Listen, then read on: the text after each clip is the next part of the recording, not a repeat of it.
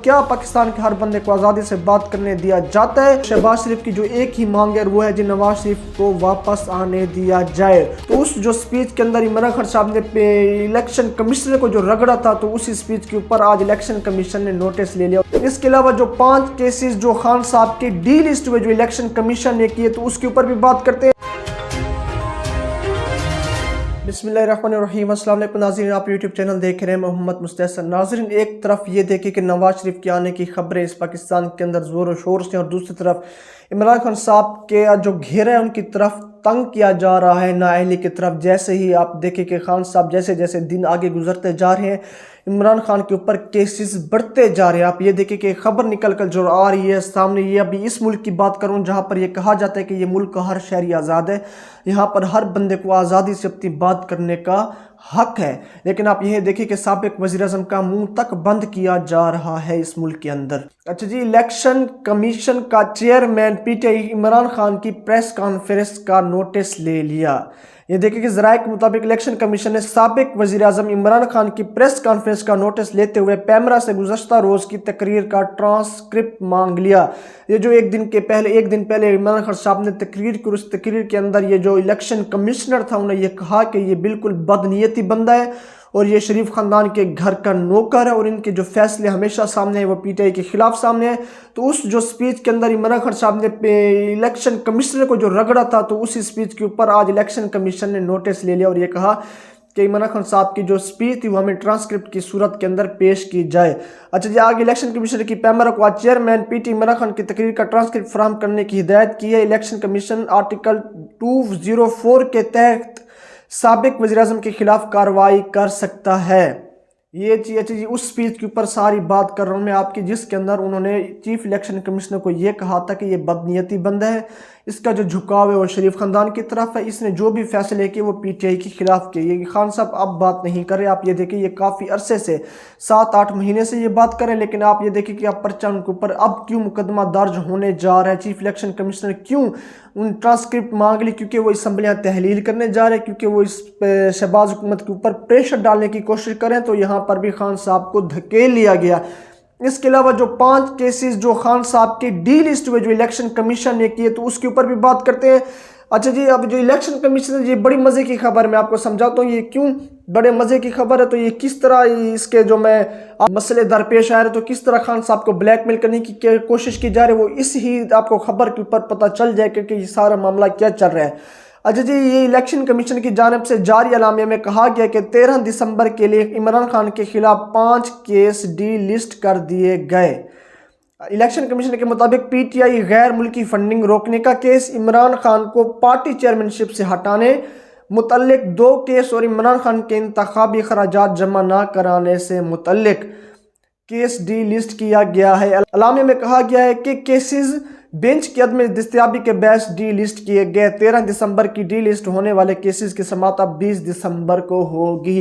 अच्छा, ये जो 13 दिसंबर को जो इस चीज़ का फैसला और मुकदमा चलने थे, लेकिन ये खबर, ये जो मामला था सारा का सारा 20 तारीख के ऊपर क्यों लेकर गए?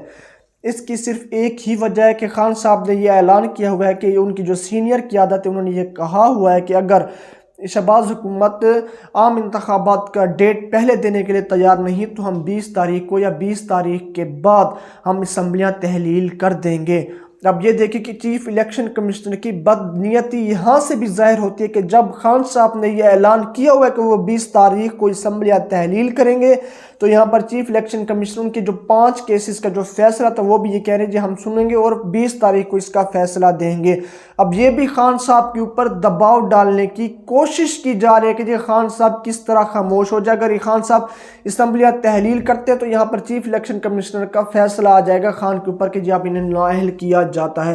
ये एक और बात है, जब अगर नाअहल खान साहब की इलेक्शन कमिश्नर की तरफ से इलेक्शन कमीशन की तरफ किया जाएगा तो वो केस इमरान खान साहब सुप्रीम कोर्ट के अंदर चैलेंज कर देंगे, जिस तरह फैसल वाडा ने किया, जिस तरह नवाज शरीफ ये केस चैलेंज करने जा रहे हैं सुप्रीम कोर्ट के अंदर, तो इस तरह खान साहब भी करेंगे। लेकिन यहाँ पर लेवल प्लेइंग फील्ड चल रही है। नवाज शरीफ साहब का एक वो है कि एक बड़ी दिली ख्वाहिश है कि जिस तरह मेरे साथ सारा कुछ हुआ, आप इमरान खान साहब के साथ भी ये सारा कुछ करें।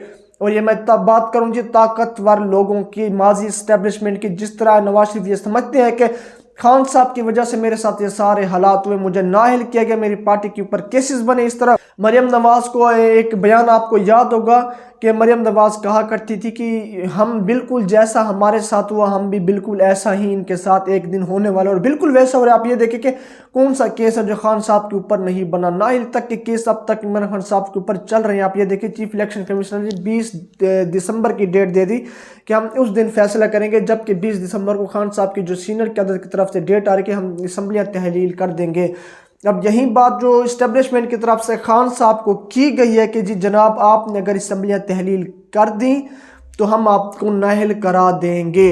अगर तो आप इस मौजूदा हालात के अंदर इस इक़्तिदार में रहना चाहते हैं और आने वाले वक्त में आप चाहते हैं कि दोबारा से आपको इक़्तिदार मिले, तो आप बिल्कुल शाना बशाना चलते रहें शहबाज शरीफ के साथ और मिल बांट कर खाएँ और खाने दें और मिल बांट कर पाकिस्तान को चलाएं, कभी आप और कभी नवाज शरीफ और कभी जरदारी। इस तरीके से तो खान साहब ने सारे मामलात को रिजेक्ट कर दिया, लेकिन इनके ऊपर अभी उनकी भी सोच है कि वो कुछ टाइम के लिए खामोश हो जाए, क्योंकि अगर खान साहब ने असम्बलियाँ तहलील की तो इस्टेब्लिशमेंट की तरफ से जो खबरें निकल आ रही हैं अंदर से, तो उन्हें ये वार्न किया कि आप असम्बलियाँ तहलील करेंगे तो जी हम आपके नाअहली के जो मामला है उसे नहीं रोक सकेंगे, क्योंकि आपके ऊपर नाअहली के जो कदम है वो बढ़ते जा रहे हैं। अगर आपने कुछ कंप्रोमाइज़ कर लिया इन सारे मामलात के ऊपर तो जो हम भी आपके नाअहली के मुकदमा ख़त्म कर देंगे। जिस तरह हमने नवाज शरीफ को NRO दिया, आपको भी NRO दिया जाएगा। किस तरह का NRO? खान के ऊपर तो कोई केसेस ही नहीं। अगर देखा जाए तो ये बिल्कुल एक ब्लैक मेलिंग वाला मामला हुआ पड़े सारे के सारे पाकिस्तान की सियासत के अंदर। मैं यही कहता हूँ कि अभी भी मौजूदा एस्टेब्लिशमेंट शहबाज शरीफ के साथ खड़ी हुई। अगर तो ये शहबाज शरीफ के साथ ना खड़ी होती तो ऐसा बिल्कुल भी नहीं हो सकता था कि शहबाज शरीफ एक दिन भी चल सके इस मौजूदा हालात के अंदर, क्योंकि पाकिस्तान की जो रिजर्व्स हैं वो बिल्कुल खाली हो चुके हैं। इन लोगों ने कर्जे की किस्त भी आगे वापस करनी है, लेकिन मुझे जो इलेक्शन होते हुए दिखाई दे रहे हैं वो मुझे डेट से अगस्त पहले होते हुए दिखाई दे रहे हैं। सिर्फ 3-4 महीनों का फ़र्क आ रहा है। जैसे मैं आपको पहले भी बताता चलूँ कि खान साहब और ये शहबाज शरीफ के दरमियान जो मामलात है वो तय नहीं हो पा रहे, और शहबाज शरीफ की जो एक ही मांग है वो है कि नवाज शरीफ को वापस आने दिया जाए, और खान साहब इसके ऊपर कोई भी मुज़ाकरात करने के लिए तैयार नहीं नवाज शरीफ के ऊपर। और ये एक चीज़ तय है कि अगर जिस दिन इमरान खान साहब असम्बलियाँ तहलील कर रहे हैं तो दूसरे दिन नवाज शरीफ साहब पाकिस्तान के अंदर मौजूद होंगे। तो खान साहब इसके ऊपर सोचेंगे, क्योंकि खान के ऊपर कप्तान के पास कोई भी, इमरान खान के पास कोई भी इक़्तिदार नहीं होगा, कुछ भी ताकत नहीं होगी, तो वह किस ताकत के ज़रिए नवाज शरीफ के ऊपर घेरा तंग करेंगे। क्योंकि इस मौजूदा हालात के अंदर खान साहब तो ये कहते हैं कि मैं जिस दिन नवाज शरीफ पाकिस्तान के अंदर आया तो मैं उसे नहीं छोड़ूंगा, एक कानूनी कार्रवाई होगी, उन्हें गिरफ्तार भी किया जाएगा, हम उनका एक बहुत ही अच्छे तरीके से इस्तकबाल करेंगे। लेकिन यहाँ पर आप ये देखेंगे अगर असम्बलियाँ तहरील होती हैं तो फौरी तौर पर नवाज शरीफ को वापस बुला लिया जाएगा। लेकिन जो पिछले वीडियो के अंदर मैंने आपको बताया था नवाज शरीफ साहब वापस आएंगे, उनका case supreme court of Pakistan के अंदर चैलेंज होगा। ताहियत नाअहली का केस जिस तरह फैसल वाडा का हुआ, नवाज शरीफ को रिलीफ दिया जाएगा और फिर से वो इलेक्शन की कैंपेन खुद आकर चलाएंगे आम इंतखाबात के अंदर। ये एक सच्चाई है। और ये NRO 2 का आखिरी मोड़ है। जिस दिन नवाज शरीफ साहब का केस आप सुप्रीम कोर्ट ऑफ पाकिस्तान के अंदर चैलेंज होते हुए देखें, जिस दिन आप नवाज शरीफ साहब को पाकिस्तान वापस आता हुआ देखें, और जिस तरफ नवाज शरीफ की ताहियत नाअहली ख़त्म होती हुई देखें, आप ये समझ जाएं कि इन्हें NRO 2 मिला है इस्टेब्लिशमेंट की तरफ से। इसके अंदर कुछ भी दो राय नहीं है। तो खान साहब का भी यही अभी तक मौक़िफ़ रहा कि जनरल बाजवा ने नवाज शरीफ साहब को, उनकी फैमिली को NRO 2 दिया। तो इस सारे मामले पर आपकी क्या राय है? क्या खान के ऊपर ये जो केस और मुकदमात हार आए, आने वाले दिन के साथ एक नया केस खान के ऊपर, कप्तान के ऊपर आ रहा है, तो क्या ये वाकईतन एक ठीक है, या पाकिस्तान के अंदर हर बंदे को आज़ादी इज़हार राय का हक मौजूद है, और वो क्या हर बंदा पाकिस्तान का आज़ादी से बात करने का हक रखता है, और क्या पाकिस्तान के हर बंदे को आज़ादी से बात करने दिया जाता है? यहाँ पर थ्रेट नहीं किया जाता है। अगर वाकईतन जिस तरह ये एस्टेब्लिशमेंट और जिस तरह शहबाज शरीफ ये कहते हैं कि यहाँ पर हर बंदे को आज़ादी, अगर वाकईतन सच है तो इसके ऊपर अपनी राय मुझे कमेंट्स के अंदर ज़रूर दें। तब तक के लिए शुक्रिया।